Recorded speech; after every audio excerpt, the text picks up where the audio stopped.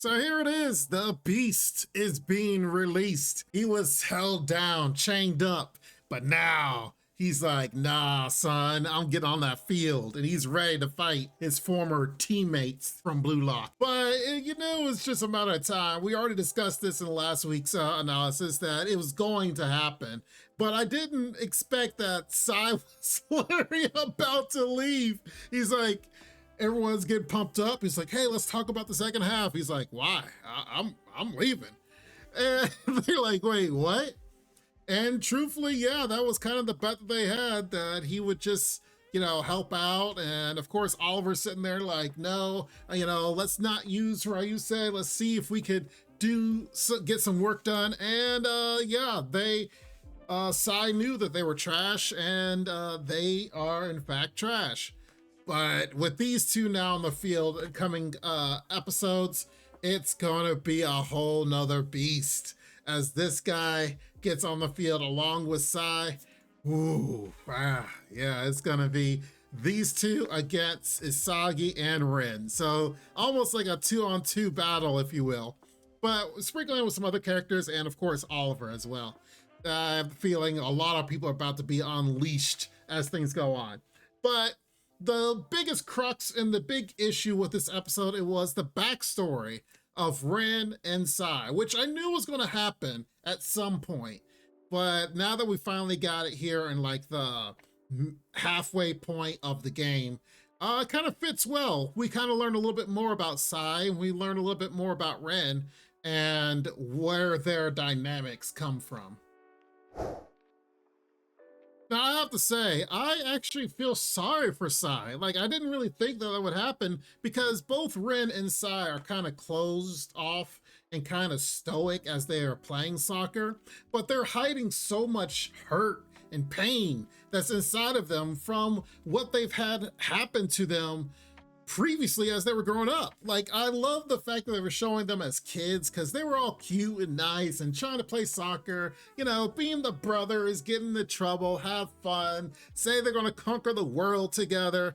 And then of course it all changed when Sae, who was like, yeah, I'm going to be the best striker in the world, kind of goes out into the world. It comes back 4 years later and it's like all the fun, the sheen, everything that he, enjoyed in life is gone. And he becomes that stoic, calculating person. And it's like, yeah, I've been in the world, and no longer is he trying to be like the best striker in the world. He's like, I'm going to be the best midfielder. Now, of course, as someone that doesn't really play soccer, I don't really see the difference between the two other than maybe striker is more encompassing. That's my only thing. But I kind of felt sorry for the fact that when Sae comes back, meets up with Rin, and Rin's like, hey, big bro. And then he looks at him like, you're not as, happy as my brother that left.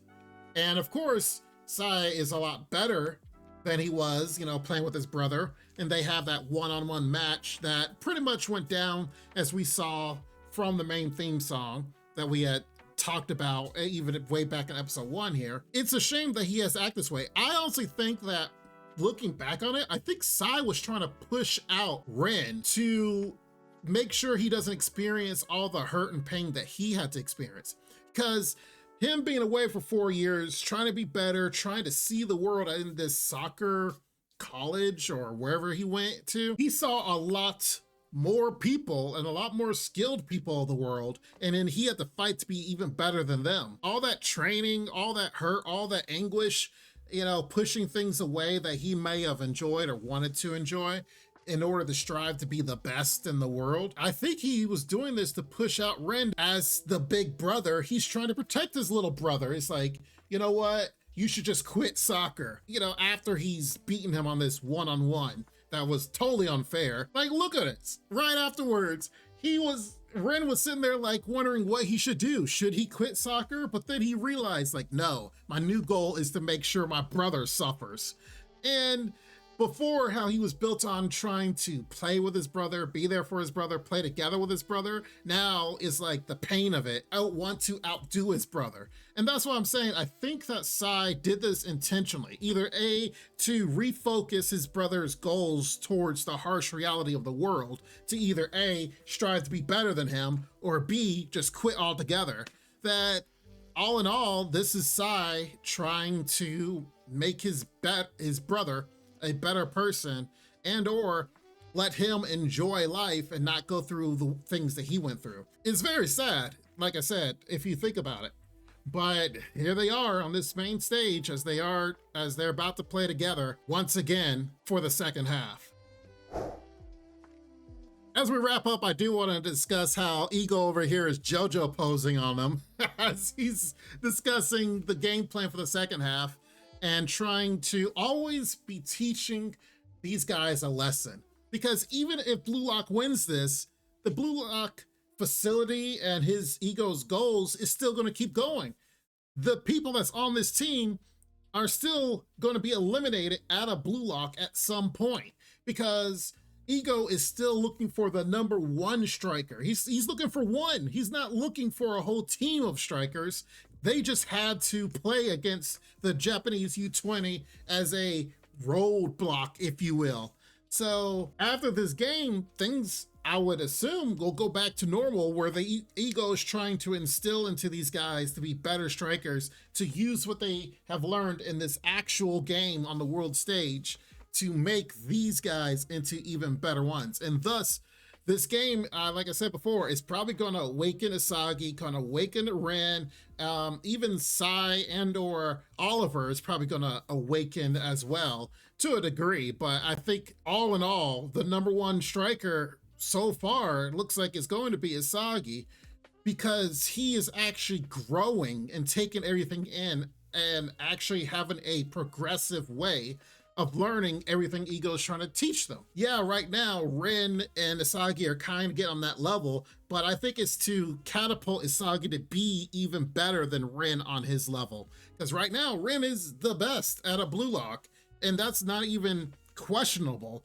but Asagi is getting better and better, and Rin is using Asagi to catapult these amazing plays like he used to with his brother. That's why I like about the fundamentals of Blue Lock, because this is still a great story that's being told. Even though, you know, we may have some questionable graphics and stuff here and there, it's still something that I think is a great story. And hopefully, when and where we get a season 3, it gets better than it is, at least in this season. There's still a lot more to discover in this story as things progress, because even after they quote unquote win, which I still believe in them, that they're going to win here, there's going to be a new big bad that's coming out in the future that they have to go against and progress against in the world of soccer. So yes, comment down below what you guys think, if you agree or disagree with me, or have anything more you want to say about the discussion of this show.